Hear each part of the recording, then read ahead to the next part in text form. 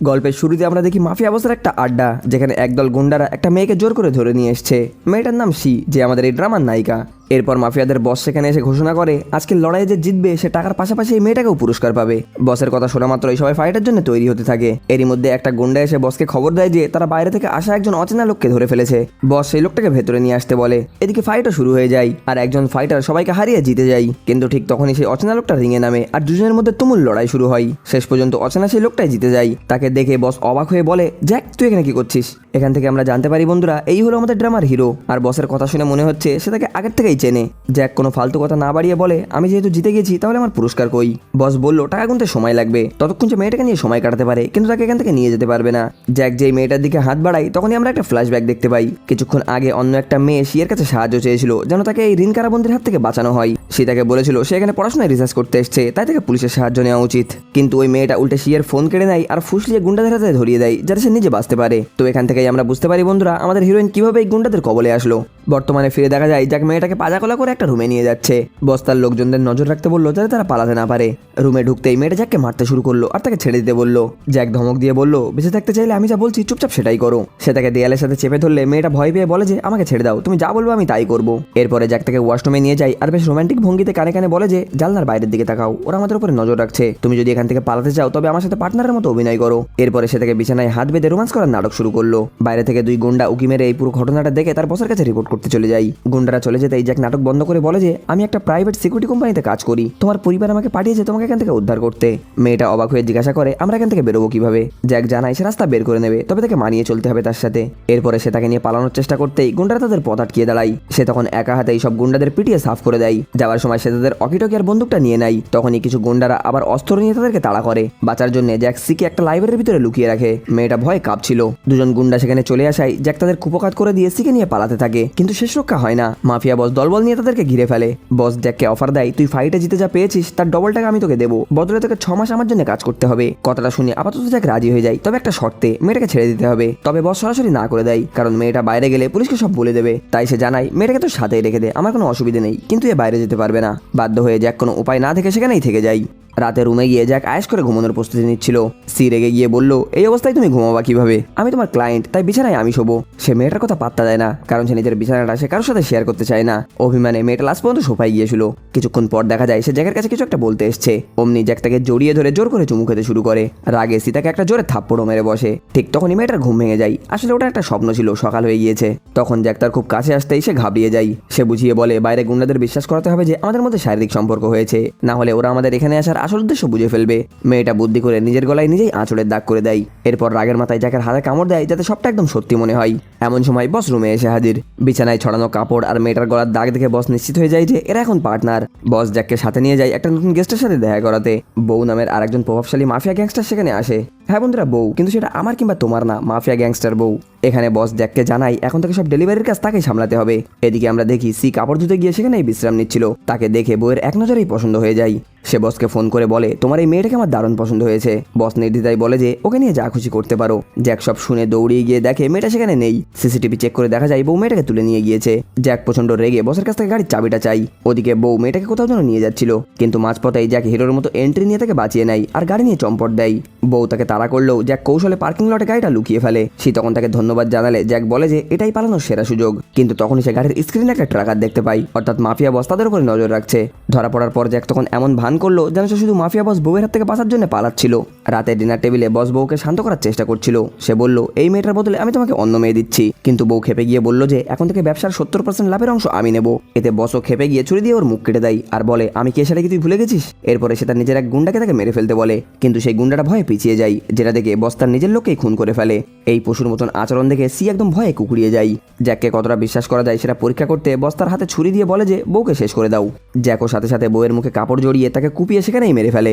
C ভেবে নেয় যে জ্যাকও হয়তো ওদের মতো একজন খুনি। সে জ্যাককে পাগলের মতো মারতে শুরু করে, কিন্তু সবাই চলে যাওয়ার পরে দেখা যায় যে জ্যাকের নিজের হাতটাই কাটা। সে চুপি চুপি বলে যে আমি ওকে মারিনি, ও বেঁচে আছে। আসলে জ্যাক বউকে নড়াচড়া করতে বারণ করেছিল আর নিজের হাত কেটে সেই রক্তগুলো তার সেই তোয়ালেতে মাখিয়ে দিয়েছিল, যাতে মনে হয় সে তাকে মেরে ফেলেছে। রুমে ফিরে এসে মেয়েটাকে সতর্ক করে দেয় যে বস কিছু জানার আগেই আমাদের এখান থেকে পালাতে হবে। মেয়েটা খুব যত্ন করে ওর ক্ষতস্থানটা ব্যান্ডেজ করতে গিয়ে আসছিল, কিন্তু সে তাকে থামিয়ে দেয়। জ্যাক কড়াভাবে বলে যে আমার উপরে দয়া দেখিও না, আমাদের ব্যবসায় এসব আবেগ টাবেগ চলে না, তোমাকে বাঁচানো সির্ফ আমার কাছে একটা বিজনেস, এছাড়া আর কিছুই না। ওদিকে বস ভাবছিল জ্যাক এখন তাদের লোক, তাই ওর উপরে নজর রাখার দরকার নেই, কিন্তু বসের মেয়ে জিয়া এখন তাদের উপরে সন্দেহ করছে। সে মনে করে তারা পুলিশকে সব বলে দিতে পারে। পরের দিন জ্যাক যখন গুন্ডাদের ট্রেনিং দিচ্ছিল, সি সেখানে গিয়ে আবদার করে যে তাকেও ট্রেনিং দিতে হবে। আসলে সে মনে মনে এখন জ্যাককে পছন্দ করতে শুরু করেছে। এমন সময় বস আর জিয়া সেখানে এসে হাজির হয়। জ্যাককে এভাবে দেখে জিয়া তো তার প্রথম দেখাতেই প্রেমে পড়ে যায়, আর তার বাবাকে বলে এই ছেলেটা তো বেশ হ্যান্ডসাম, একে আমার বডিগার্ড করে দাও। বস তখন জ্যাকের সাথে তার মেয়ের পরিচয় করিয়ে দিয়ে বলে যে এ হলো জিয়া, এখন থেকে তুমি এর দেখাশোনা করবা। এরপরে দেখা যায় জিয়া শপিং করতে বের হয়েছে, আর সাথে জ্যাক ও সিকেও নিয়ে গিয়েছে। সেখানে গিয়ে জিয়া যখন ড্রেস ট্রেয়াল দিতে চেঞ্জিং রুমে ঢোকে, সেই সুযোগে জ্যাকের একটা অ্যাসিস্ট্যান্ট এসে সিকে বলে যে ম্যাডাম আমি আপনাকে এখান থেকে বের করে নিয়ে যেতে এসেছি। সি প্রথমে রাজি হয় না, সে জ্যাককে ছাড়া এখান থেকে কোনো মতেই যাবে না, কিন্তু জ্যাক তাকে ধমক দিয়ে বলে যে আমি ঠিকই একটা ব্যবস্থা করে নেবো, তুমি এখন এখান থেকে পালাও। বাধ্য হয়ে সি ওই অ্যাসিস্ট্যান্টের সাথে গাড়িতে গিয়ে বসে। ঠিক তখনই জিয়া চেঞ্জিং রুম থেকে বেরিয়ে এসে সিকে না দেখতে পেয়ে জ্যাককে জেরা করতে শুরু করে। সে বলে নিশ্চয়ই তুমি ওর কাছ থেকে ঘুষ নিয়ে ওকে পালাতে সাহায্য করেছো, বাবা এখনই এখানে চলে আসবে, যদি বাঁচতে চাও তবে আমাকে খুশি করো। এমন সময় মাফিয়া বসও সেখানেই হাজির হয়। ভেতরে তখন জিয়া আমাদের হিরোকে প্রেমের প্রস্তাব দিয়ে বসে। জ্যাক সাব জানিয়ে দেয় যে তার কোনো ইন্টারেস্টই নেই। পরিস্থিতি মুহূর্তেই গরম হয়ে যায়, আর বসও সেখানে বন্দুক হাতে ভিতরে ঢোকে। সে জিজ্ঞাসা করলো তোমার সাথে ওই মেয়েটা কোথায়? বসকে দেখে মনে হচ্ছিল সে এক্ষুনি গুলি চালিয়ে দেবে, কিন্তু ঠিক সেই মুহূর্তেই একটা সুন্দর ড্রেস পরে সি সবার সামনে ফিরে আসে। আসলে সে জ্যাককে বিপদে ফেলে যেতে পারেনি, তাকে দেখা মাত্রই বস আর জিয়া দুজনেই অবাক। বস লজ্জিত হয়ে বলল যে আমরা শুধু শুধুই ছেলেটার উপরে সন্দেহ করছি। এখানে জিয়াও মনে মনে ঠিক করে নেয় যে সে জ্যাককে নিজের করেই ছাড়বে। এদিকে চেঞ্জিং রুমে নিয়ে গিয়ে জ্যাক সিকে খুব বকাবকি করে। সে জিজ্ঞাসা করে তুমি কেন এখানে ফিরে এসছো? মেয়েটা সোজাভাবে উত্তর দেয় যে আমি তোমাকে মরণের মুখে ফেলে রেখে এভাবে কখনো যেতে পারি না। জ্যাক তখন রেগে গিয়ে বলে যে তুমি কি আমার প্রেমে পড়েছো নাকি? ভবিষ্যতে এমন বোকামি যেন আর কখনো না হয়। রাতে আমরা দেখি মাফিয়া বস একটা পার্টির আয়োজন করেছে। সেখানে সে তার রাইট হ্যান্ড জংয়ের সাথে জ্যাকের পরিচয় করিয়ে দেয়, আর বলে যে তারা যেন ভাইয়ের মতো একসাথে মিলে কাজ করে। কিন্তু জিয়ার ইশারায় জং একটা ড্রিঙ্কসে ওষুধ মিশিয়ে সিকে খেতে দেয়। দেখা গেল সি এর বদলে জ্যাক সেই ড্রিঙ্কসটা খেয়ে ফেলেছে। কিছুক্ষণ পর ওষুধের নেশা জ্যাকের উপরে কাজ করতে শুরু করে। সে মাতাল অবস্থায় রুমে চলে গেলে জিয়া সেখানে গিয়ে হাজির হয়, আর তাকে ভুল পথে চালানোর চেষ্টা করে। জ্যাক কোনো মতে নিজেকে সামলিয়ে নিয়ে জিজ্ঞাসা করে তুমি কি আমার ড্রিঙ্কসে কিছু মিশিয়েছো? জিয়া হেসে স্বীকার করে নেয়, আর বলে যে আমি তো শুধু তোমাকে একটু রোমান্টিক করতে চেয়েছিলাম। ওদিকে জং ও সিয়ের রুমে গিয়ে ওর সাথে জবরদস্তি করার চেষ্টা করে, কিন্তু সি ওর বংশের প্রদীপে লাথি মেরে তাকে ওখানেই অজ্ঞান করে ফেলে। একই সময় জিয়া নেশাগ্রস্ত জ্যাককে পটাতে ব্যস্ত ছিল। ঠিক তখনই সেখানে সি এসে হাজির হয়। ওকে দেখে জিয়া বিরক্ত হয়ে সেখান থেকে চলে যায়। সি যখন জ্যাককে জল খাওয়াচ্ছিল তখন সে ঘোরের মাথায় তাকে জড়িয়ে ধরে চুমু খেতে শুরু করে। এই দৃশ্য দেখে জিয়া তো জ্বলে পুরো একদম আগুন। কিছুক্ষণ পরে জ্যাক ঠান্ডা জলে স্নান করার পর একটু স্বস্তি পায়। সে জানায় তার অ্যাসিস্ট্যান্ট রায়ান গেটটা খুলে ফেলেছে, আর এটাই পালানোর মোক্ষম সময়। রায়ান একজন গার্ডকে মারধর করে গেটটা খুলে ফেললেও সেখানে আরো দুজন গার্ড চলে আসে। সিগন্যাল পেয়ে জ্যাক বুঝতে পারে যে বাইরে কিছু একটা গন্ডগোল আছে, এখন পালানো অসম্ভব। তখন বুদ্ধি খাটিয়ে সি বলে যে তুমি আমার হাত বেঁধে ফেলো, আর সবাইকে বলবা আমি এখান থেকে পালানোর চেষ্টা করছিলাম, তাই তুমি আমাকে ধরে ফেলেছো। জ্যাকও ঠিক তাই করলো। মাফিয়া বস রেগে গিয়ে সিকে জিজ্ঞাসা করলো সে পালানোর সাহস পেলো কিভাবে। মেয়েটা মুখের উপরে বলে দেয় তোমাদের মতো নিচ লোকদের সাথে আমি এক মুহূর্ত থাকতে চাই না। পরিস্থিতি সামাল দিতে জ্যাক তার মুখ চেপে ধরে একটু কড়া ভাষায় কথা বলে। বস তখন জঘন্য মন্তব্য করে বলে যে এই মেয়েদের জায়গা শুধুমাত্র বিছানাই। তখনই জ্যাক তাকে পাজাকোলা করে সেখান থেকে নিয়ে যায়। বাইরে থেকে তখন দুটো গুন্ডা ওদের উপরে নজর রাখছিল। তখনই ভেতরে জ্যাক জিমের মাধ্যমে এমন সব পরিস্থিতি তৈরি করে যেন মনে হচ্ছিল ওরা ভেতরে রোম্যান্স করছে। বস নিজেও এসে উকি মেরে সবটা দেখে নিশ্চিত হয়ে সেখান থেকে ফিরে যাই। ভেতরে সিও একই রকম ভাবে বসে থেকে ক্লান্ত হয়ে জিজ্ঞাসা করে আর কতক্ষণ এভাবে বসে থাকতে হবে? জ্যাক বলে আপাতত ওদেরকে এভাবে বোকা বানানো ছাড়া আমাদের আর কোনো উপায় নেই, যতদিন আমরা এখান থেকে পালাতে পারছি। কিন্তু এই শান্তি বেশি দিন টিকলো না। কিছুক্ষণ পরেই মাফিয়া বস জ্যাককে ডেকে পাঠালো, কারণ সে ওর আসল পরিচয় জেনে ফেলেছে। বস সরাসরি ওকে বলে দেয় যে আমি জেনে গেছি তুমি এখানে একটা প্রাইভেট কোম্পানির হয়ে মিশনে এসছো। গুন্ডারা সিকেও সেখানে ধরে নিয়ে আসে। বস এখানে জ্যাককে একটা প্রস্তাব দেয়, বাঁচার একটাই উপায় আছে, আমার টিমে যোগ দাও, আমি তোমাকে প্রচুর টাকা দেবো, আর তুমি চাইলে কোম্পানির কাজও চালিয়ে যেতে পারো। পরিস্থিতি বুঝে জ্যাক এখানে আপাতত রাজি হয়ে যায়। এরপরে বস তাকে একজনের ছবি দেখিয়ে বলে যে এই লোকটার জন্য আমার অনেক ক্ষতি হয়ে গিয়েছে, একে তোমাকে খতম করে দিতে হবে। পরের দিন জ্যাক সেই লোকটাকে গুলি করে খতম করে দেয়। ওদিকে গুন্ডারা যখন সিকে অন্য কোথাও নিয়ে যাচ্ছিল তখন জ্যাকের পরিকল্পনা অনুযায়ী একটা ট্রাক তাদের পথ আটকিয়ে দেয়। গার্ডরা যখন এই ট্রাকটা সরাতে ব্যস্ত হয়ে পড়ে সেই সুযোগে সি গাড়ি নিয়ে পালিয়ে যায়। খবর পেয়ে মাফিয়া বস দলবল নিয়ে তার পিছু করে। যখন তারা মেয়েটিকে ঘিরে ফেলে গুলি করতে যাবে ঠিক তখনই জ্যাক বাইকের সাথে এন্ট্রি নেয়। সে মেয়েটাকে বাঁচিয়ে গুন্ডাদের গাড়িতে স্মোক গ্রেনেড ছুড়ে মারে যাতে তারা সেখান থেকে নড়তে না পারে। ঠিক সেই মুহূর্তে পুলিশ এসে সবাইকে গ্রেপ্তার করে ফেলে। জ্যাক সিকে জানায় যে তার অ্যাসিস্ট্যান্ট রায়ানই পুলিশকে খবর দিয়েছিল, আর যে মেয়েটা তোমাকে বিপদে ফেলেছিল তাকেও পুলিশ ধরে ফেলেছে। এখানে আমাদের হিরো বলে আমার কাজ এখানেই শেষ, তুমি এখন মুক্ত, আর তুমি শুধু আমার চুক্তির টাকা দিয়ে এখান থেকে যেতে পারো। চুক্তির কাগজের টাকার অঙ্কটা দেখে সি তো আকাশ থেকে পড়লো। সে বলল এত টাকা? এটা তোমার বোনের বেতনের 2 মাসের সমান, একটু ডিসকাউন্ট দেওয়া যায় না? জ্যাক হেসে বলল, ঠিক আছে, যদি ডিসকাউন্ট চাও তবে আমার সাথে আরও কয়েকটা মিশনে যেতে হবে। মেয়েটা রাজি হয়ে যায় আর তারা একসাথে কয়েকটা মিশনে কাজ করতে গিয়ে আরও বেশি কাছাকাছি চলে আসে। মিশন শেষে জ্যাক পুরো কন্ট্যাক্ট পেপারটা ছেড়ে ফেলে বলে যে তোমাকে 70% ডিসকাউন্ট দিলাম। সি ওই কাগজের এক টুকরোতে নিজের নাম্বার লিখে দিয়ে বলল যে কখনো চায়নায় আসলে আমাকে ফোন করো, আমি তোমাকে ঘুরিয়ে দেখাবো। জ্যাক ও নাম্বারটা খুব যত্নের সাথে পকেটে ভরে নিল। যাওয়ার আগে সি তাকে ওই বিপজ্জনক কাজটা ছেড়ে দেওয়ার অনুরোধ করলো, কিন্তু জ্যাক তার খুব কাছে এসে বলল যে ঠিক আছে, চেষ্টা করবো, কিন্তু আমার পাওনা টাকাটা দিতে যেন তুমি ভুলো না। সে চলে যাওয়ার পরে সি খুব একা হয়ে পড়ে, কারণ সে এতদিনে জ্যাককে ভালোবেসে ফেলেছে। সে নিজের দেশে ফিরে গেলেও সারাক্ষণ জ্যাকের কথাই তার মাথার ভিতরে ঘুরপাক খাচ্ছিল। এমনভাবে 3টে বছর কেটে গেল, কিন্তু জ্যাক কোনোদিনও তার সাথে যোগাযোগ করার কোনো চেষ্টা করেনি। এর কিছুদিন পরে আমরা একটা দুর্ঘটনা দেখতে পাই। একদিন গাড়ি চালিয়ে যাওয়ার সময় হঠাৎ ব্রেক ফেল করে সি বড়সড় দুর্ঘটনা করে বসে। সেই ঘটনার কিছুদিন পর আমরা দেখি ওই অ্যাক্সিডেন্টের পর তার স্মৃতিশক্তি কিছুটা লোপ পেয়েছে, তবে মাঝে মাঝে 3 বছর আগের সেই দিনগুলোর আবছা ছবি তার মাথার ভিতরে ভেসে উঠছে। সাইকেট্রিক্স ওকে পরামর্শ দিল যে যেহেতু স্মৃতি ফিরে পেতে অন্তত 6 মাস সময় লাগবে, তাই তোমার এখন বিশ্রাম নেওয়া উচিত। অন্যদিকে দেখা যায় জ্যাক কোনো একটা মিশনের কারণে চায়নায় এসছে। মিশন সফল হওয়ার পরে তার পার্টনার তাকে 1 প্যাকেট চকলেট আনতে বলে। জ্যাক কাছের একটা দোকানে চকলেট কিনতে গিয়ে হঠাৎ সিকে তার সামনে দেখতে পাই। সে তো অবাক। এখানে আমরা জানতে পারি 3 বছর আগে জ্যাকের একটা কর্মী ভুল করে তার জামা কাপড় ধুয়ে ফেলেছিল, আর সেই জামার পকেটেই ছিল সি এর ফোন নাম্বার লেখা সেই কাগজটা। নাম্বারটা নষ্ট হয়ে যাওয়ায় জ্যাক কোনোদিনও তার সাথে যোগাযোগ করতে পারিনি। বর্তমানে জ্যাক সি এর কাছে গিয়ে কথা বলার চেষ্টা করলেও মেয়েটা তাকে চিনতে পারলো না। জ্যাক খুব অবাক হয়, সে ভাবলো এ কি সত্যিই অন্য কেউ। এরপরে সে মেয়েটার আইডি কার্ড দেখে জানতে পারে সে কোন কোম্পানিতে কাজ করে। জ্যাক তখন একটা ব্যক্তির সাথে দেখা করতে যায়। এ হলো সেই লোক যাকে মাফিয়া বস খুন করতে বলেছিল। ফ্ল্যাশব্যাকে দেখা যায় জ্যাক সেদিন ওকে মারিনি, বরং বাঁচিয়েছিল, আর তারপর থেকেই তারা ভালো বন্ধু হয়ে গিয়েছে। সেই বন্ধুটা বলল, তুমি ভাগ্যবান যে তোমার গার্লফ্রেন্ডকে তুমি খুঁজে পেয়েছো, কিন্তু আমি আমার গার্লফ্রেন্ডকে গত 6 মাস ধরে খুঁজে পাচ্ছি না। পরের দিন সি ওই অ্যাক্সিডেন্টের অনেকদিন পর গিয়ে অফিসে জয়েন করে, আর সেখানে গিয়ে এসে জ্যাকের দেখা পাই। জ্যাক বলে, অনেকদিন পর দেখা হলো তাই না? মেয়েটা অবাক হয়ে বলে, আপনি তো কালকে সেই লোকটা না, আপনি কি এই কোম্পানিতে কাজ করেন? জ্যাক জানায় সে 3 মাস আগেই এখানে জয়েন করেছে। মেয়েটা ক্ষমা চেয়ে বলে যে আমি 6 মাস ছুটিতে ছিলাম, তাই আমি এই ব্যাপারে কিছুই জানি না। জ্যাক যখন 3 বছর আগের সেই একসাথে কাটানোর কথাগুলো মনে করিয়ে দেয়, মেয়েটা জানায় তার একটা দুর্ঘটনায় স্মৃতিশক্তি হারিয়ে গিয়েছে, তাই সে 3 বছর আগের কোনো কথাই মনে করতে পারছে না। জ্যাক তার খুব কাছে এসে বলে, তুমি দেখতে একদম তার মতো, তোমার নাম কি সি না? মেয়েটা ঘাবড়িয়ে গিয়ে না বলে দেয়।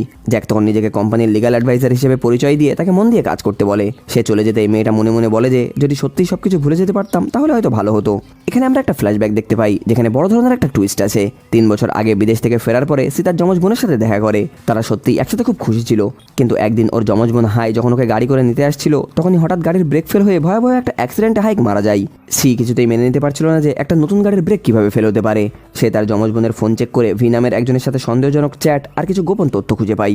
দেখা গেল তার যমজ বোন হাই এমন কিছু প্রমাণ জোগাড় করেছিল যা বড় বড় রাঘব বোয়ালদের বিপদে ফেলতে পারত, তাই প্ল্যান করে হাইকে মেরে ফেলা হয়। আর তার সব সূত্রই ছিল তার নিজের কোম্পানির দিকে। সেই খুনিদের খুঁজে বের করতেই সি নিজের অ্যাক্সিডেন্টের নাটক করে আর স্মৃতি হারানোর ভান করে এই কোম্পানিতে এসে জয়েন করে। এই কারণেই সে জ্যাকের কাছ থেকে নিজের আসল পরিচয়টা লুকিয়ে যাচ্ছে। ওদিকে কোম্পানির বোর্ড মেম্বাররা নিজেদের মধ্যে আলোচনা করছিল।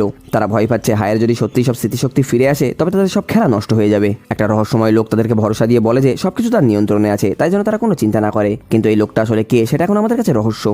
কিছুক্ষণ পর ম্যানেজার এসে একটা মিটিংয়ের জন্য তাদেরকে ডেকে পাঠাই। অফিসের মিটিংয়ের আগে ইউন নামের একটা কলিগ হাইকে সতর্ক করে দেয়। সে বলল বিপক্ষ টিমের জে আর কিম খুব ভয়ানক, আর তারা 6 মাস আগে তাদের প্রজেক্টের ভুলের দায়টা এখন তার উপরে চাপাতে চাই। লোকটা চলে যাওয়ার পরে দুটো মেয়ে এসে উল্টো দাবি করলো যে ইউন নামের এই লোকটা কিন্তু একটা লম্পট, আর তোমার স্মৃতিশক্তি ভুলে যাওয়ার সুযোগ নিয়ে ও তোমাকে মিথ্যে বলছে। সে এখানে দোটানায় পড়ে যায় যে সে আসলে এখন কাকে বিশ্বাস করবে। এইসব ভাবতে ভাবতে সে যখন লিফটের সামনে গিয়ে দাঁড়ায়, হঠাৎ দরজাটা খুলে যায় আর দেখা যায় আমাদের হিরো সেই লিফটের ভিতরে রয়েছে। জ্যাককে দেখা মাত্রই মেয়েটা কুকুরিয়ে যায়। ও ভেবেছিল সে হয়তো তাকে ধরে ফেলবে, যে সে আসলে হাই না। ভয়ে এসে তাড়াহুড়ো করে জ্যাকের হাত চেপে ধরে। জ্যাক অবাক হয়ে বলল যে তুমি কি কাউকে ভিতরে ঢুকতে দিতে চাও না? মেয়েটা ঘাবড়িয়ে গিয়ে তড়িঘড়ি করে দরজা বন্ধ করার বাদামটা টিপে দেয়।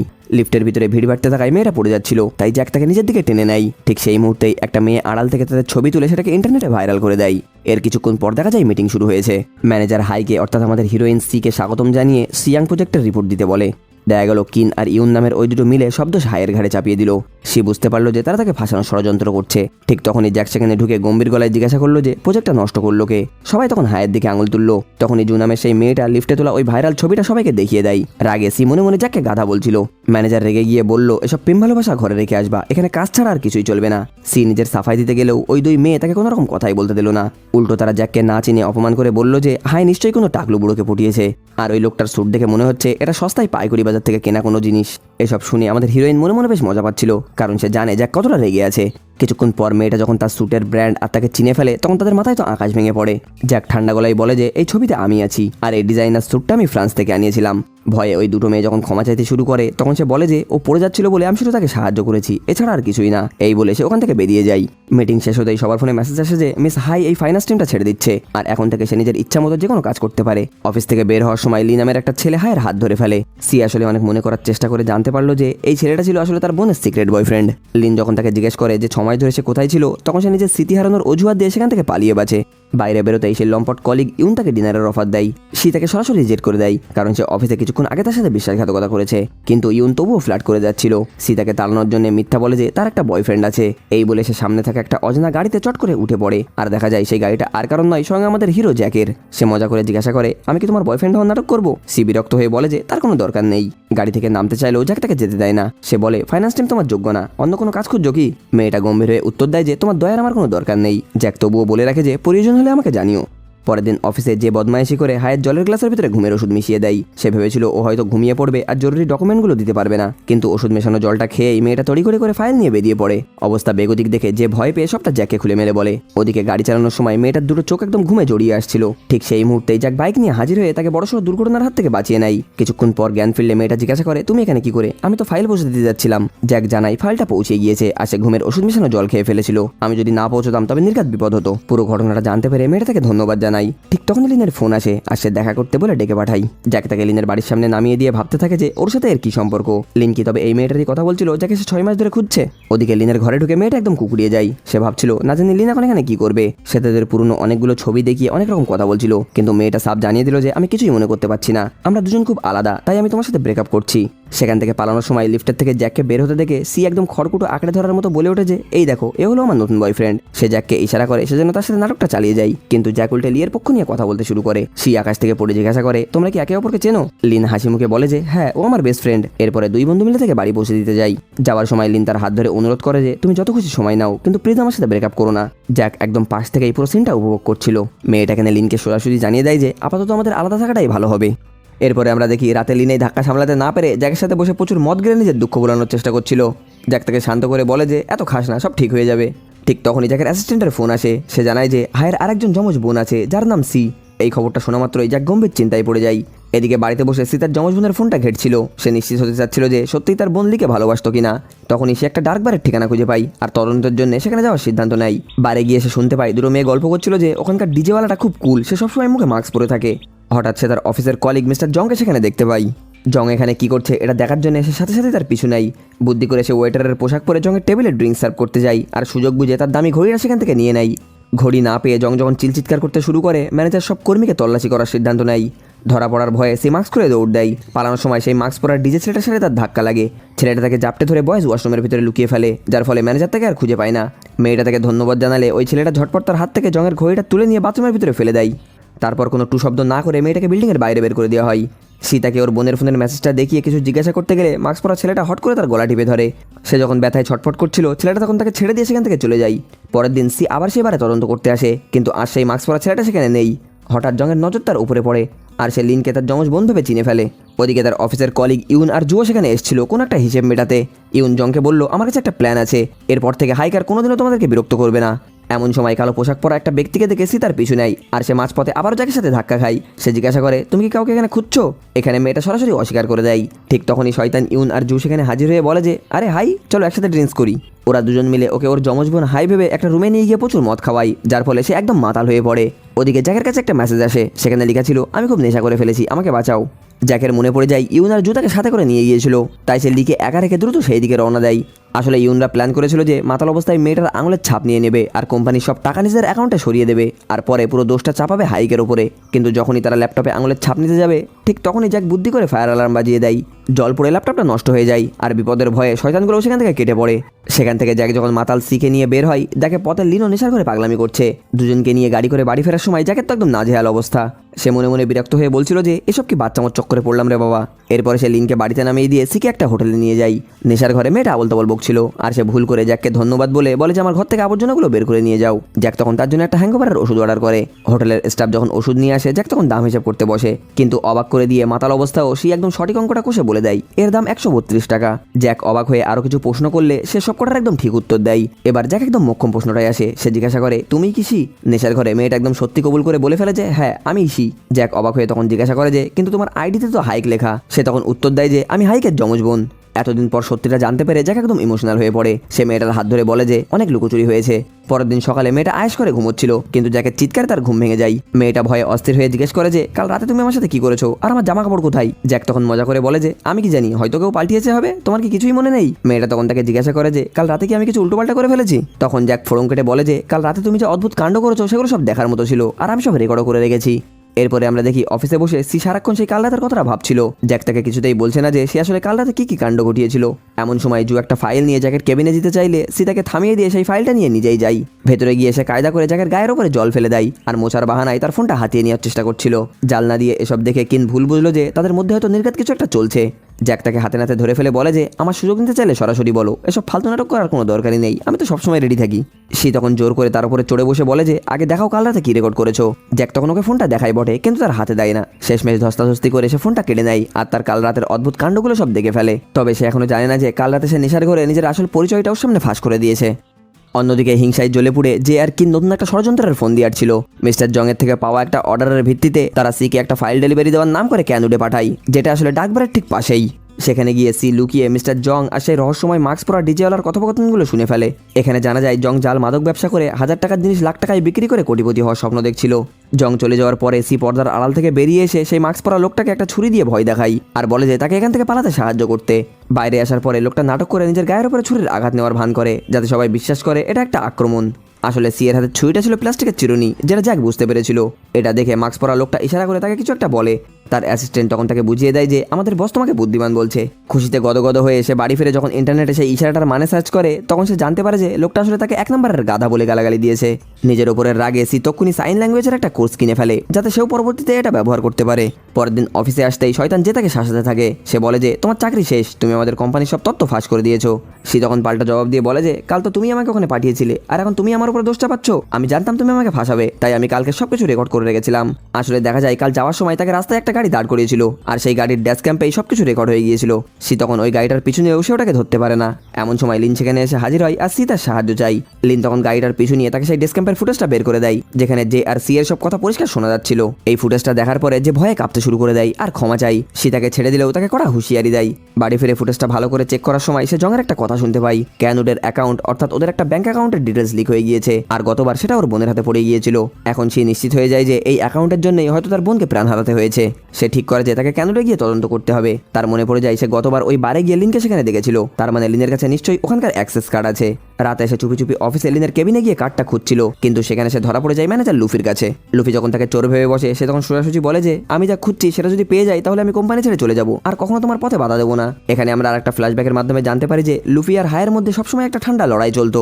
হাই সারা রাত জেগে কাজ করতো, আর লুফি তার সাথে পাল্লা দিতে গিয়েও সবসময় হেরে যেত। একদিন হঠাৎ লুফি জানতে পারে যে তাকে পদোন্নতি দিয়ে ডিরেক্টর বানানো হয়েছে, কারণ 6 মাসের জন্য হাইক ছুটিতে যাচ্ছে। এই খবরটাই লুফি একদম হিংসায় জ্বলে যায়, কারণ সে মনে করছিল হাইকের ফেলে যাওয়া পথটা তাকে ভিক্ষে হিসেবে দেওয়া হয়েছে। বর্তমানে ফিরে এসে আমরা দেখি লুফি স্বীকার করে যে ওর সাথে পাল্লা দিতে গিয়ে গত 6 মাস ধরে সে কোনো রকম ছুটি নিয়নি, এমনকি কোনো ডেটেও যায়নি। সি তখন মনে মনে ভাবছিল লুফি তো তাকে হাই ভাবছে, কিন্তু সে তো আসলে তার যমজ বোন। এরপরে লুফিকে খুশি করতে সে তাকে বাইরে নিয়ে যায়, আর তুড়ি বাজাতেই এক জায়গায় হ্যান্ডসাম ছেলে সেখানে এসে হাজির হয়। ছেলেরা যখন লুফির রূপের প্রশংসা শুরু করে, সে তো একদম খুশিতে গদগদ। খুশি হয়ে সে তখন বলে যে হাই তুমি তো বেশ ভালো মেয়ে, আমি তো শুধুই তোমাকে শত্রু ভাবতাম। সেখান থেকে বেরোনোর পরে সে লিনকে ফোন করে, কিন্তু সে তাকে ফোনে পায় না। তখনই জ্যাকের ফোন আসে, আর সে ওর সাথে দেখা করতে পৌঁছই। জ্যাক তাকে বলে যে কোনো সাহায্যের দরকার হলে তুমি আমাকে বলতে পারো। মেয়েটা এড়িয়ে যাওয়ার চেষ্টা করলে জ্যাক তখন ইমোশনাল হয়ে বলে যে 3 বছর আগে আমি একজনকে কথা দিয়েছিলাম আমি ওর সাথে দেখা করতে আসবো, কিন্তু ভুলবশত তার কন্ট্যাক্ট নাম্বারটা হারিয়ে যাওয়ায় তার সঙ্গে আর আমার দেখা হয় না। তাকে আমি আজও খুব মিস করি।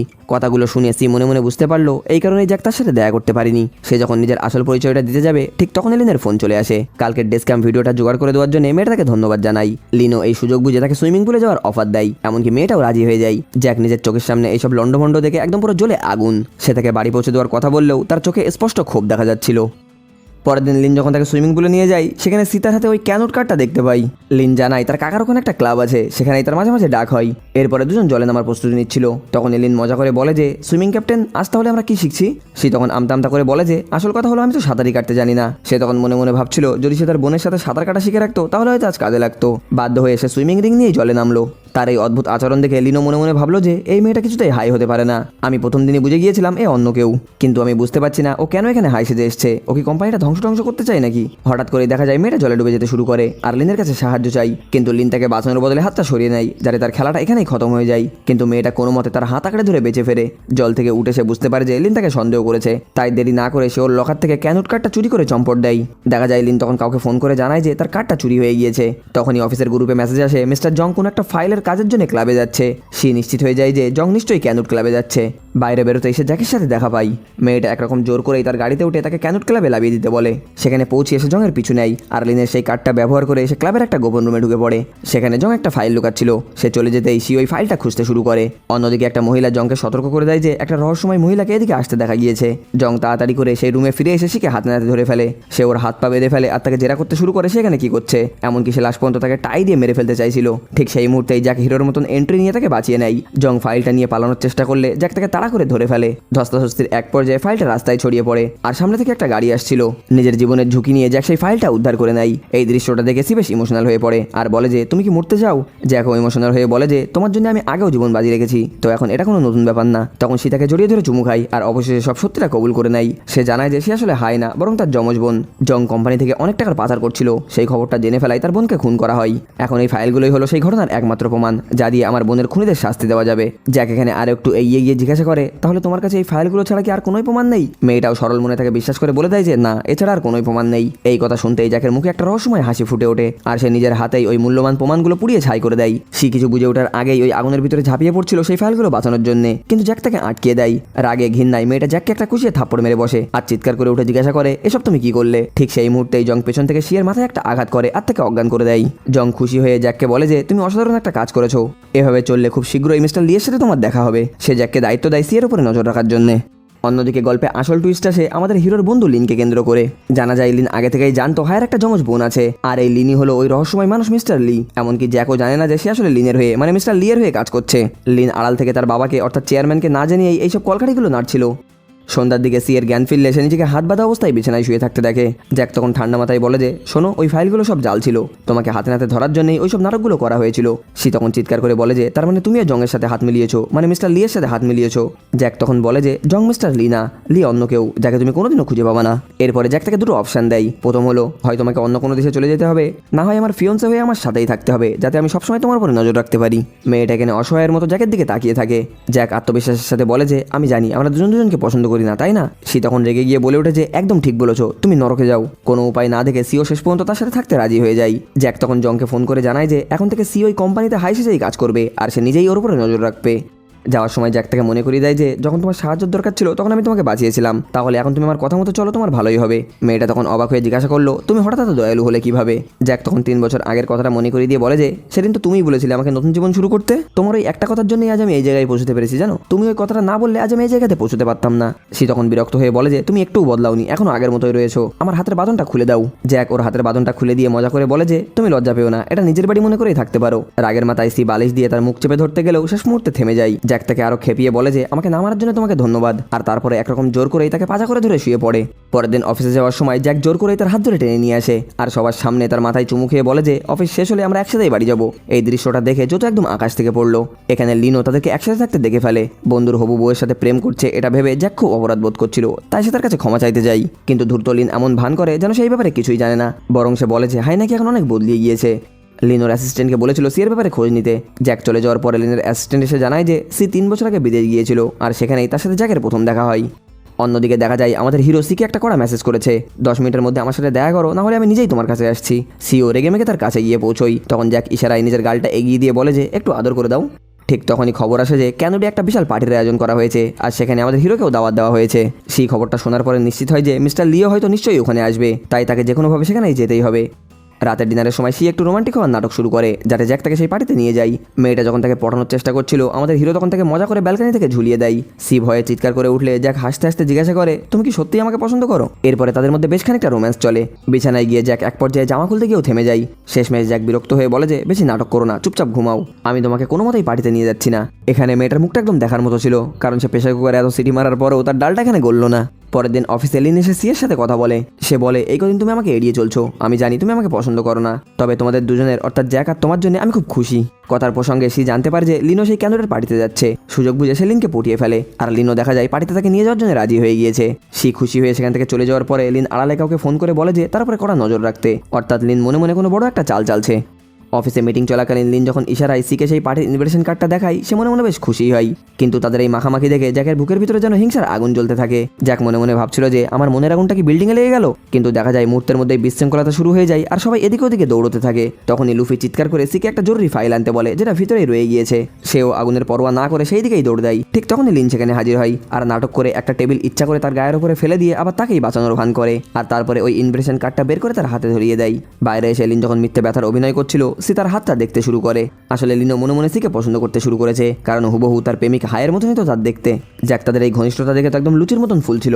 বাড়ি ফেরার পথে সে এতটাই রেগেছিল যে সে সিয়ের সাথে কোনো রকম কথাই বলছিল না। সে ঝাঁঝালো গলায় বলে যে তুমি কি হাই সেজে লিনকে ফাঁসানোর চেষ্টা করছো। সে তখন সোয়াসাপটা জবাব দেয় যে তুমি নিজের কাজ করো, আমার ব্যক্তিগত ব্যাপারে কোনো রকম নাক গলানোর দরকার নেই। হিংসা আর রাগের মাথায় জ্যাক তাকে চুমু খেয়ে বসে, কিন্তু দেখা গেল মেয়েটা কোনো রকমই প্রতিক্রিয়া দেখালো না। পরে অবশ্য আমাদের হিরো নিজের ভুলটা বুঝতে পেরে তার দুঃখটা প্রকাশ করে। বাড়িতে সি যখন জল খেতে যাচ্ছিল, তখনই জ্যাক দেখলো তার হাতে চোট লেগেছে, তাই সে ওষুধ লাগিয়ে দেয়। আসলে অফিসের ওই হুড়োহুড়ির মাঝে সে চোট পেয়েছিল। মেয়েটা তখন টিপকিনি কেটে বলে যে 1 মিনিট আগেই তো তুমি পাগলামি করছিলে, আর এখন আবার সাজু সাজছ, এত ঢং করার কোনো দরকার নেই, তুমি তো টিকটিকির চেয়েও বেশি রং বদলাও। জ্যাক এখানে সরাসরি জানতে চাই সে কেন লিনের এত কাছাকাছি যাচ্ছে। মেয়েটা তাকে আরো রাগিয়ে দিয়ে বলে যে কারণ লিন তোমার মতো না, সে আজ আমার জীবন বাঁচিয়েছে। জ্যাক তখন ওকে শাসিয়ে দিয়ে বলে যে তুমি শুধু আমার দিকেই তাকাবা, অন্য কারোর দিকে তাকালে আমি তোমার চোখ তুলে নেবো। পরের দিন ছিল সেই ক্যানোডের বিশাল পার্টির দিন। পার্টিটা শুরু হয়। সে সেখানে ঢুকে চুপি চুপি মেন গেটের পাশে একটা ট্র্যাকিং ডিভাইস লাগানোর চেষ্টা করছিল। ঠিক তখনই জ্যাক সেখানে হাজির হয় আর তার হাতটা চেপে ধরে। সে ওকে তল্লাশি করার বাহানায় বেশ খানিকক্ষণ জ্বালাতন করতে থাকে। মেয়েটা বিরক্ত হয়ে বলে যে সারা জীবনকে আমার হাতে এভাবেই ধরে রাখবা নাকি। জ্যাক সুযোগটা হাতছাড়া না করে সত্যিই একটা চেন দিয়ে তার হাতটা বেঁধে দিল আর বলল যে আমি একটা জরুরি কাজ শেষ করে আসছি, ততক্ষণ তুমি এখানেই থাকবা, একদম নড়াচড়া করবে না। মেয়েটা তখন রেগে গিয়ে বলল যে তোমার যাই কাজ হোক সেটা যেন রসাতলে যাক। জ্যাক সেখান থেকে বেরিয়ে যেতে যে সুযোগ বুঝে শয়তানি শুরু করে। সে একজন ওয়েটারকে দিয়ে সিয়ের ঘরে লেবু জল পাঠিয়ে দেয়। সে ভেবেছিল এটা হয়তো জ্যাক পাঠিয়েছে, তাই সে বিন্দুমাত্র সন্দেহ না করে জলটা খেয়ে ফেলে, আর দেখা যায় সে তক্ষুনি জ্ঞান হারিয়ে ফেলে। অন্যদিকে পার্টিতে সেই মাস্ক পরার ডিজে আর তার অ্যাসিস্ট্যান্ট র্যানো এসেছিল, আর এদিকে শয়তান জু একটা লম্পট লোককে ঠিক করে সিয়ের ক্ষতি করার জন্য। যখন সেই লোকটা ঘুমের ঘরে থাকা সিয়ের সুযোগ নেওয়ার চেষ্টা করছিল, ঠিক তখনই মাস্ক পরা সেই ডিজওয়ালাটা সেখানে এসে হাজির হয়। সে লোকটাকে আচ্ছা করে ধোলাই দিয়ে তার অ্যাসিস্ট্যান্ট র্যানের হাতে তুলে দেয়। সে তখন এতটাই নেশার করেছিল যে তাকে জাগানো একদম অসম্ভব ছিল। মাস্ক পরা লোকটা তাকে কোলে তুলে নিয়ে একটা অন্ধকার ঘরে নিয়ে যায়। যেহেতু লেবু জল খেলে নেশা কেটে যায়, তাই ছেলেটা তাকে জল খাওয়ানোর চেষ্টা করছিল, কিন্তু দেখা গেল মেয়েটা কিছু মতোই খাবে না। শেষ পর্যন্ত সে নিজের মুখ দিয়েই তাকে জলটা খাইয়ে দিল। এদিকে দেখা যায় লুফিও সেই পার্টিতে এসেছিল। সে লুকিয়ে মিস্টার জংয়ের কথাবার্তা শুনছিল। হঠাৎ সে খবর পায় যে কাদের প্রমোশন হবে সেই লিস্টটা আর্কাই রুমে রাখা আছে। লুফি তাড়াতাড়ি করে সেই রুমের দিকে রওনা দেয়। ওদিকে মাস্ক পরা লোকটার অ্যাসিস্ট্যান্ট রায়ানও একই রুমে ঢুকে একটা বইয়ের ভিতরে ট্র্যাকিং ডিভাইস লুকিয়ে সেও লুকিয়ে পড়ে। লুফি যখন প্রমোশনাল কাগজগুলো চেক করছিল, ঠিক তখনই কেউ একজন আসার আওয়াজ শুনতে পাওয়া যায়। সে তাড়াতাড়ি করে লুকোতে গিয়ে রায়ানের মুখোমুখি হয়ে যায়। লুফিকে দেখে রায়ান তার মুখ চেপে ধরে ওই রুমেই লুকিয়ে পড়ে। লোকগুলো চলে যাওয়ার পরে রায়ান তাকে ছেড়ে যায়, কিন্তু লুফি মজা করে তার দিকে আস্তে আস্তে এগোতে থাকে। বেচারা রায়ান তখন ঘাবড়িয়ে গিয়ে বলে যে আরে কি করছেন, আমার কিন্তু এখন 18 বছর হয়নি। লুফি তার হাত থেকে প্রমোশনের কাগজগুলো ছিনিয়ে নিয়ে হাসতে হাসতে বলে যে গাল দুটো তো লাল হয়ে যাচ্ছে কেন তোমার, আমি কি তোমাকে কাঁচা খেয়ে ফেলবো নাকি, তুমি আমার টাইপের ঠিকই কিন্তু বড্ড ছোট।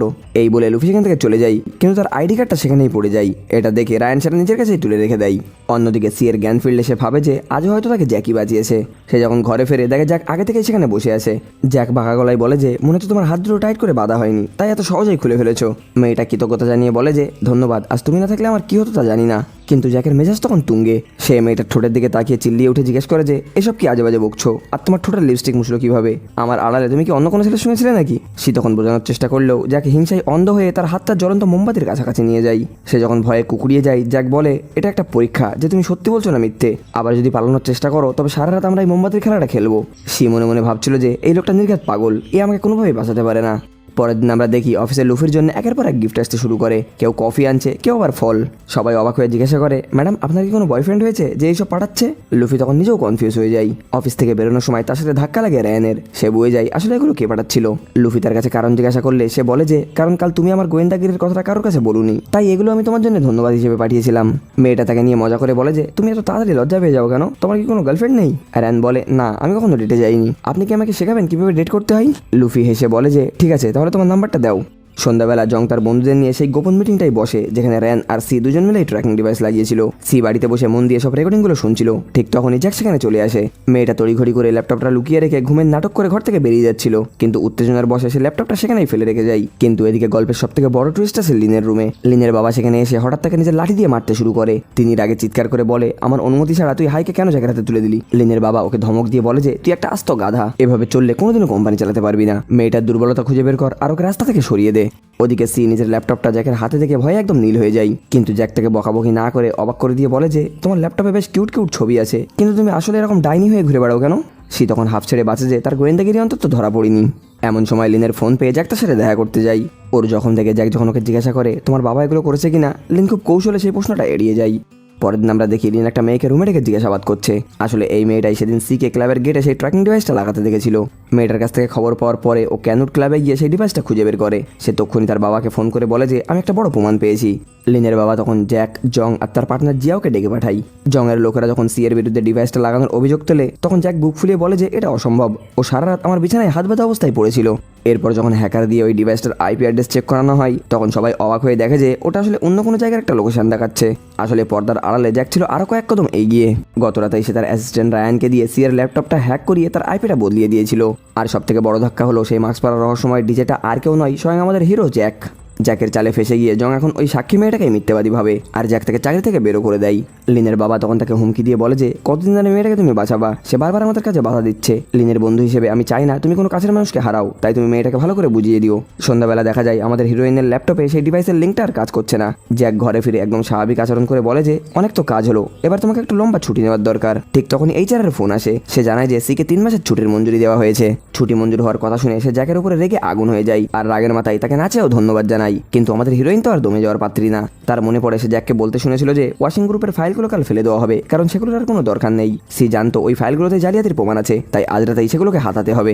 জ্যাককে ঘুম পাড়ানোর জন্য সে কফিতে ঘুমের ওষুধ মিশিয়ে দেয়, কিন্তু মাঝরাতে সে যখন চুপি চুপি বের হতে যায়, দেখে জ্যাক সিঁড়িতে বসে আছে। ও রেগে গিয়ে বলে যে তুমি কি আমাকে গাধা মনে করো? সি যখন যাওয়ার জন্য জোরাজোরি করতে লাগলো, জ্যাক তাকে থামিয়ে দিল আর একরকম জোর করে জাপটা ধরে চুমু খেতে শুরু করে। জ্যাক হুঁশিয়ারি দিয়ে বলে যে এখনো যদি আমার কথা না শোনো তবে এর ফল খুব খারাপ হবে। ভয় পেয়ে মেয়েটা নিজের ঘরে ফিরে যায়। পরের দিন সকালটা দুজনের জন্যই বেশ অস্বস্তিকর ছিল।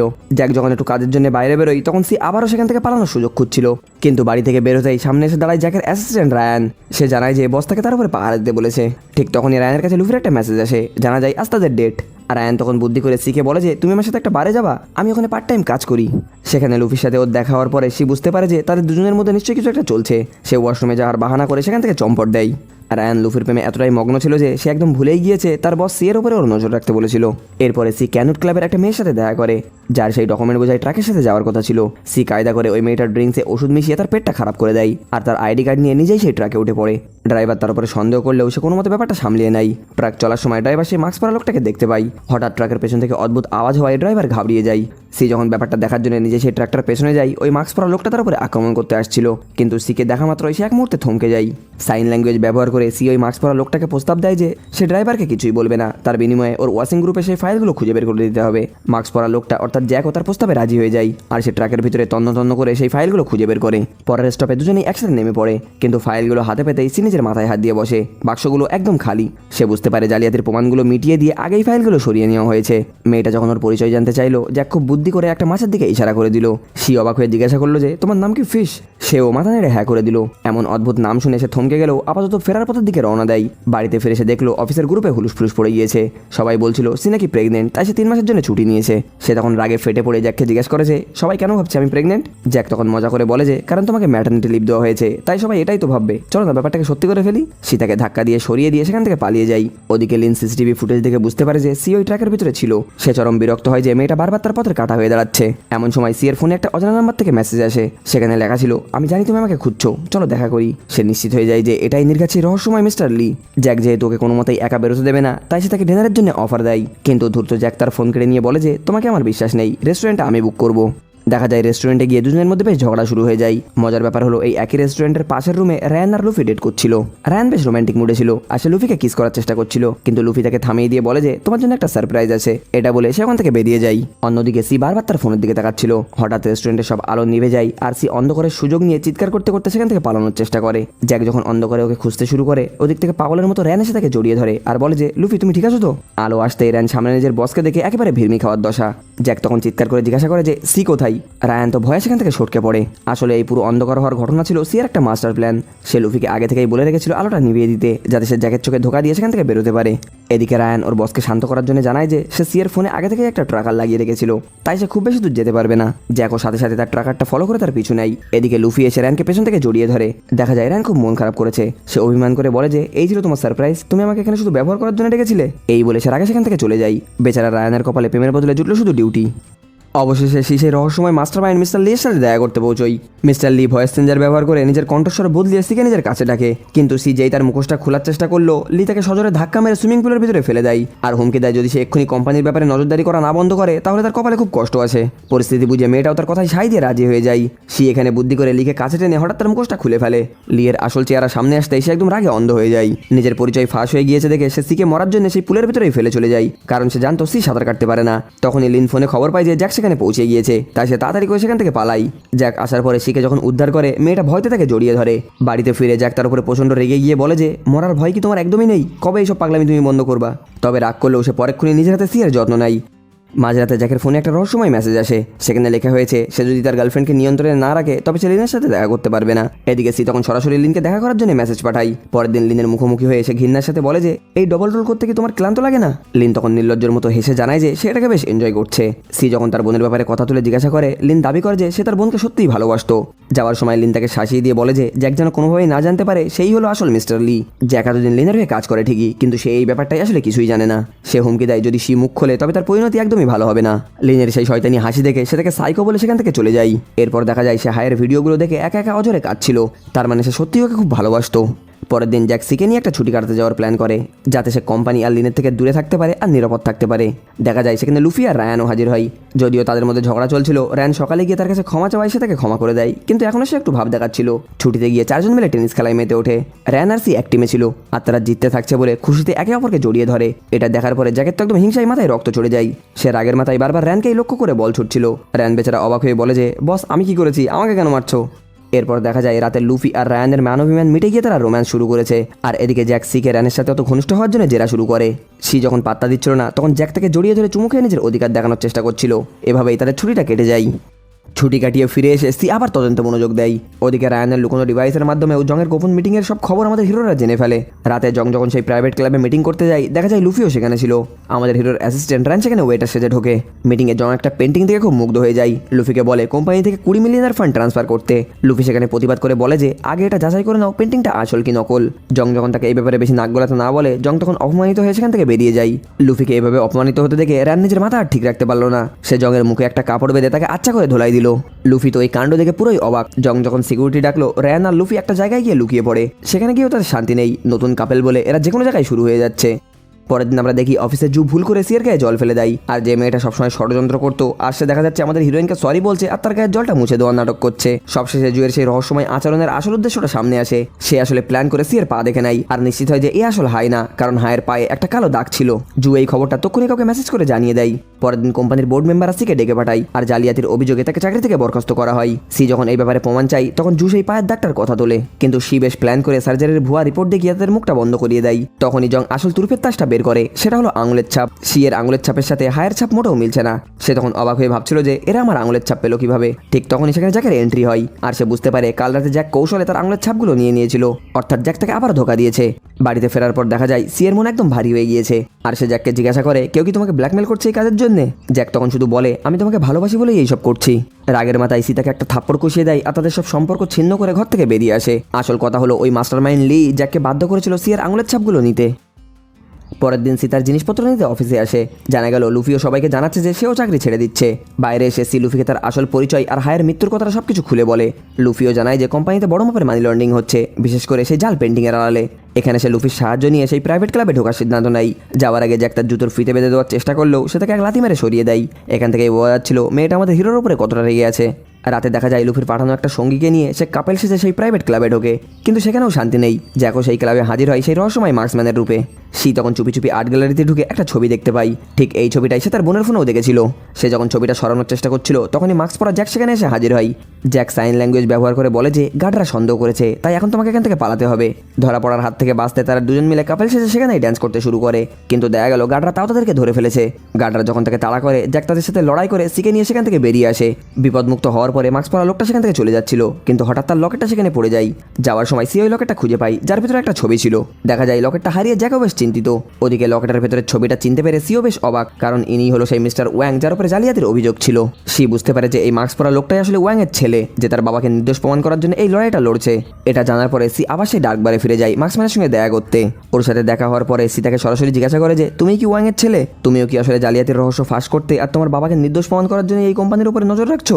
সি তাকে এখানে আরো জানায় যে প্রাইভেট ক্লাবের ওই 8 পিসের উপরে তার বোন হায়ার লিপস্টিকের দাগ লেগে আছে, তার মানে আমার বোন ওখানে কিছু একটা লুকিয়ে রেখেছে। এই তথ্যগুলো পাওয়ার পরে তারা দুজন একসাথে কাজ করতে রাজি হয়ে যায়। পরের দিন জ্যাক আর সি মিলে চুপি চুপি সেই আর্ট গ্যালারিতে গিয়ে সেই ছবিটা পরীক্ষা করতে শুরু করে, আর তার ভেতর থেকে হায়ার একটা লুকোনো ফোন খুঁজে পাই। ঠিক তখনই গার্ডরা হামলা করে। জ্যাক আগে থেকেই প্ল্যান করে রাখা র্যানের চালানো একটা ট্রাকের উপরে ঝাঁপ দিয়ে সেখান থেকে পালিয়ে বাঁচে।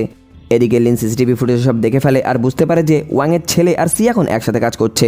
সে একদম রাগে ফেটে পড়ে আর সেই প্রমাণগুলো ধ্বংস করার পরিকল্পনা করতে শুরু করে। ফোনটা চেক করে সি দেখে যে সেখানে ওয়াং গ্রুপ আর সি গ্রুপের মধ্যে হওয়া সব অবৈধ লেনদেনগুলোর হিসেব করা রয়েছে। সে জ্যাককে বলে এই প্রমাণগুলো দিয়ে তুমি তোমার বাবাকে নির্দোষ প্রমাণ করাতে পারবা, কিন্তু এখানে আমি আমার বোনের অ্যাক্সিডেন্টের কোনো সূত্র খুঁজে পেলাম না। সে আরও বলে যে এই প্রমাণগুলো তুমি কাজে লাগাতে পারবা, কিন্তু তোমাকে কথা দিতে হবে আমার বোনের খুনিকে খুঁজতে তুমি আমাকে সাহায্য করবা। এটা বলা মাত্রই সে জ্ঞান হারিয়ে ফেলে, কারণ পালানোর সময় সে গুন্ডাদের হাত থেকে চোট পেয়েছিল।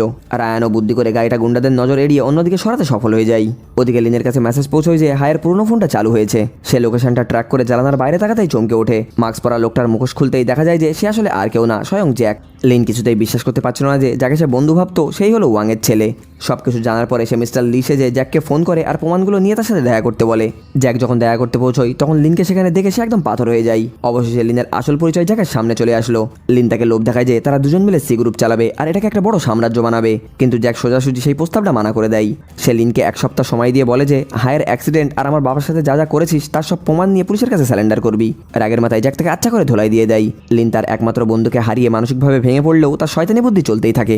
অন্যদিকে সি এর জ্ঞান ফিরলে সে দেখে মাস্ক পরা একটা লোক তার জন্য কফি নিয়ে এসছে। সে জ্যাক ভেবে তাকে আবেগের সাথে জড়িয়ে ধরে, কিন্তু দেখা যায় সে ছিল আসলে ছদ্মবেশে লিন। লিন তাকে অপহরণ করে একটা নির্জন বিল্ডিংয়ে নিয়ে যায়। সি আগেভাগেই বুঝে ফেলেছিল যে এটা আসলে জ্যাক না, কারণ লিনের পিঠ চাপড়ে দেওয়ার ভঙ্গিটা জ্যাকের মতো ছিল না। বিল্ডিংয়ের ছাদে লিন যখন হায়ের সেই পুরনো ফোনটা কেড়ে নিতে যায় তখন ধস্তাধস্তির এক পর্যায়ে সে ছাদ থেকে পড়ে যাচ্ছিল, কিন্তু সে নিজের জীবনের ঝুঁকি নিয়ে তার হাতটা ধরে ফেলে। ঠিক সেই মুহূর্তে লিনের মনে পড়ে যায় তার প্রেমিকা হায়ের কথা। হাইও একদিন লিনকে বিশ্বাস করে জড়িয়ে ধরে বলেছিল যে সে জানে লিন এসব জালিয়াতির সাথে জড়িত নেই, এসব তার বাবার কাজ। সে এখানে বুঝতে পারে সে একদম তার বোনের মতোই দয়ালু। সে সিকে বলে তার হাতটা ছেড়ে দিতে যাতে সে অন্তত বেঁচে যায়, কিন্তু মেয়েটা কোনো মতেই তাকে ছাড়তে রাজি না। শেষ মুহূর্তে জ্যাক সেখানে পৌঁছে দুজনকেই উদ্ধার করে নেয়। এরপর জ্যাক সিকে বাড়ি নিয়ে গিয়ে তার নিজের জীবনের সব সত্য কথাগুলো খুলে বলে। সে জানায় যে তার বাবাকে মিথ্যে জালিয়াতির মামলায় ফাঁসানো হয়েছিল, যা সহ্য করতে না পেরে তিনি শেষ পর্যন্ত আত্মহত্যা করে। বাবার অপমানের শোধ নিতেই সে সিকিউরিটি অফিসার হিসেবে কাজ শুরু করে আর লিনের সাহায্যেই সে নিজের তদন্তে নামে। কিন্তু সে শীঘ্রই বুঝতে পারে যে আসল রহস্য জানতে হলে তাকে মিস্টার লিয়ের হয়ে কাজ করতে হবে। জ্যাক স্বীকার করে যে সে সিকে প্রথম সন্দেহ করেছিল ঠিকই, কিন্তু পরে তাকে ভালোবেসে ফেলে আর লিনের হাত থেকে তাকে সবসময় বাঁচিয়ে এসছে। ওদিকে ব্যর্থতার কারণে লিনের বাবা ওকে আচ্ছা করে ধোলাই দেয়। পরের দিন আমরা দেখি বাজারে সি এর সাথে লিনের বাবার মানে মিস্টার লিং এর একটা অদ্ভুত দেখা হয়।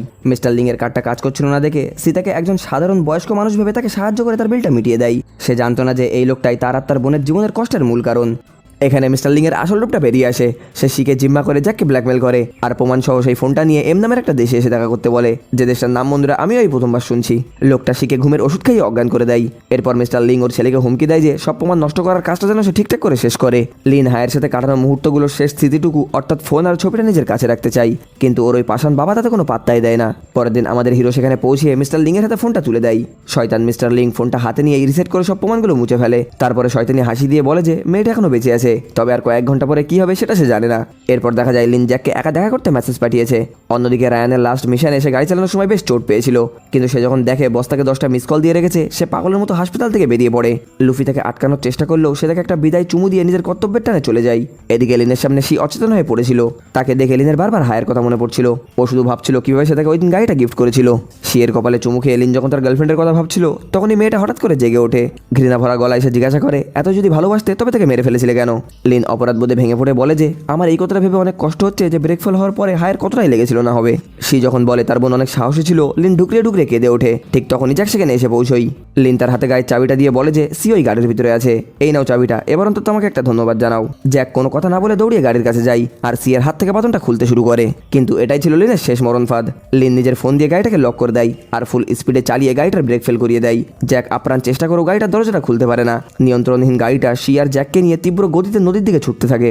শেষ মুহূর্তে লিন গাড়ির দরজাটা আনলক করে দেয় আর তারা দুজন ঝটপট করে গাড়ি থেকে বেরিয়ে আসতে পারে। আর সেই খালি গাড়িটা সোজা গিয়ে নদীর ভিতরে পড়ে যায়। সেখান থেকে সে ঠিকঠাক মতো উঠে দাঁড়ানোর পরে জ্যাককে জিজ্ঞাসা করে, গাড়ির ব্রেকটা কি ফেল হয়ে গিয়েছিল? জ্যাক তাকে বুঝিয়ে বলে, হ্যাঁ, এটা লিনেরই একটা শোরুমের কারসাজি। ঠিক তখনই আহত রায়ান সেখানে এসে পৌঁছই। তারা পাশের একটা গ্যারেজে তল্লাশি চালিয়ে মালিককে আচ্ছা করে ধোলাই দিয়ে আসল সত্য সব বের করে আনে। গ্যারেজের মালিক স্বীকার করে নেয় যে সেই গাড়িতে কন্ট্রোলিং সফটওয়্যার ইনস্টল করেছিল আর সে হায়ার গাড়ির ডেটাও তাদেরকে দিয়ে দেয়।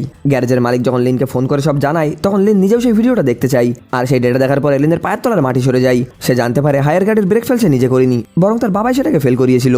এখানে আমরা একটা ফ্ল্যাশব্যাকে সেই আগের আসল ঘটনাটা দেখতে পাই। হাই লিনের ফোনে ওয়াং গ্রুপের সব জালিয়াতির লেনদেনগুলো দেখে ফেলেছিল। লিন যখন বুঝতে পারে তার ফোনটা হাই চুরি করেছে, সে তাকে ফোনটা ফিরিয়ে দেওয়ার জন্য অনুরোধ করে, কিন্তু হাই ভয় পেয়ে পুলিশের কাছে যাওয়ার সিদ্ধান্ত নেয় আর লিনের দেওয়া সেই গাড়িটা করে সে পালাতে শুরু করে। দেখা যায় লিনের কাছে সেই গাড়িটার রিমোট কন্ট্রোল ছিল। সে হাইকে থামানোর জন্য ব্রেকটা ফেল করার কথা ভেবেছিল, কিন্তু ওর প্রতি ভালোবাসা থাকার টানে তার হাতটা কেঁপে ওঠে আর সে ফোনটা ছুঁড়ে ফেলে দেয়। লিন এতদিন ভাবছিল তার ভুলের কারণে হয়তো তার গার্লফ্রেন্ড মারা গিয়েছে, কিন্তু বর্তমানে সে আসল সত্যিটা জানতে পারে। সে তার বাবার মুখোমুখি হয়ে বলে যে, আমি এতদিন নিজেকে অপরাধী ভাবতাম, অথচ তুমি হাইকে মেরেছো। তার বাবা কোনো দ্বিধা ছাড়াই বলে দেয় যে সেদিন ওই সিদ্ধান্ত না নিলে তাদের কোম্পানি অনেক আগেই ধ্বংস হয়ে যেত।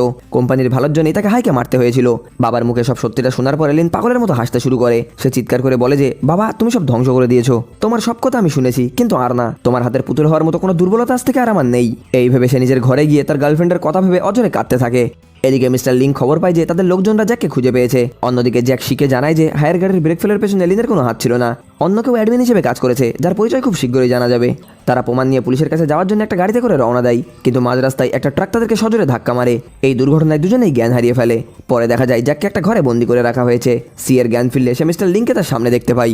মিস্টার লিং শয়তানি হাসে হেসে বলে যে, জ্যাক নিশ্চয়ই এতক্ষণ মারা গিয়েছে হবে। তুমি ততদিন তোমার বোন হাই হওয়ার নাটক করে এসছো, তো এখন থেকে তুমি সত্যি সত্যি সেটা হয়ে যাও, সারা জীবন লিনের সাথে থেকো।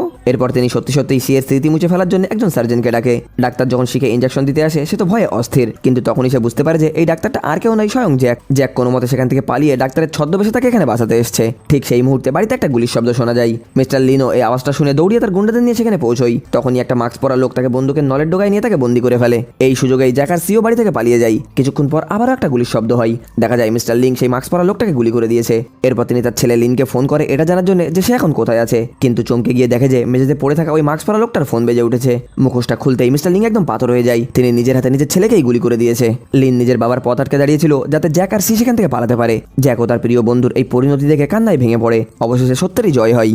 আদালতে মিস্টার ওয়াং এর উপরে সব মিথ্যে অভিযোগগুলো ভুল প্রমাণ হয়। সি গ্রুপের সাথে মিলে যারা জালিয়াতি করেছিল সব অপরাধীদেরকে গ্রেফতার করা হয় আর মিস্টার লিংয়েরও মৃত্যুদণ্ড দেওয়া হয়। কিছুদিন পর আমরা দেখি লুফি নিজের একটা ছোট্ট স্টার্টআপ শুরু করেছে। সেখানে কোনো কর্মচারী পাওয়া যাচ্ছিল না বলে রায়ান গিয়ে সেখানে হাজির হয়। সে মজা করে বলে যে আমাকে কাজে রেখে দাও, আমি ঘর মোছা থেকে শুরু করে থালা বাসন মাজা সবই পারি। লুফি তখন হেসে বলে যে আমার লিগ্যাল কনসালটেন্ট চাই, ঝাড়ুদার না। রায়ান তখন বলে যে ঠিক আছে, তবে বডিগার্ড হিসেবে রেখে দাও। অন্যদিকে দেখা যায় জ্যাক আর সি এখন একসাথে থাকে। একদিন তাদের নামে একটা পার্সেল আসে। পার্সেলটা খুলতেই তারা সেখানে সি এর কিছু পুরনো জিনিসপত্র দেখতে পায় আর সাথে একটা চিঠিও ছিল যাতে লেখা ছিল এটা এখনো শেষ হয়নি। তারা জানে না এই চিঠিটা কে পাঠিয়েছে। এক রহস্যময় ইঙ্গিত রেখে এই ড্রামাটা এখানেই শেষ হয়ে যায়। এতক্ষণ পর্যন্ত সাথে থাকার জন্য আপনাদেরকে ধন্যবাদ। বন্ধুরা, এই ড্রামাটা আমি আমার একটা সাবস্ক্রাইবারের রিকোয়েস্টে বানিয়েছি। আসলে এই ড্রামাটার এক্সপ্লেনেশন ইউটিউবে ছিল না। তো তোমাদের যদি কোনো ড্রামা দেখতে ইচ্ছা করে যেটা ইউটিউবে এখনো পর্যন্ত বাংলায় এক্সপ্লেনেশন আসেনি, তাহলে আমাকে কমেন্ট করতে পারো, আমি নিশ্চয়ই সেটা নিয়ে আসবো। গল্পটা কেমন লেগেছে কমেন্ট করে নিশ্চয়ই জানাবেন। আর ভিডিওটা ভালো লাগলে একটা লাইক করে দেবেন। এমন আরো নতুন নতুন চাইনিজ, কোরিয়ান, জাপানিজ আর থাই ড্রামা দেখতে হলে আমাদের চ্যানেলটিকে সাবস্ক্রাইব করে রাখুন আর বেল নোটিফিকেশনটা অন করতে তো ভুলবেন না। ভালো থাকবেন, সুস্থ থাকবেন, দেখা হচ্ছে পরবর্তী ভিডিওতে।